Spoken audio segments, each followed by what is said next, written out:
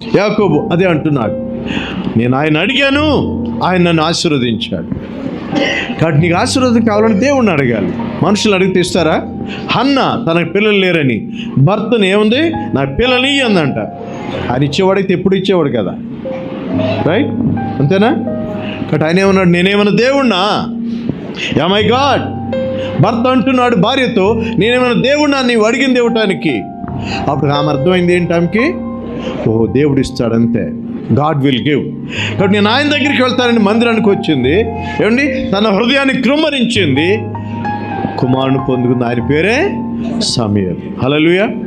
కాబట్టి కుమారులైనా కుమార్తెలైనా మన సమస్యకి ఆటంకాలు ఏదైనా ఆశీర్వాదం కావాలనుకున్నా మన దేవుని సన్నిధికి వచ్చి మన హృదయాలను కృమ్మరించినట్లయితే ఆయన ఆశీర్వదించేవాడు. బైబిల్ చెప్తుంది, పిల్లల్నేమి పెద్దల్నేమి తన యందు భయభక్తులు గల వారిని యెహోవా ఆశీర్వదించును.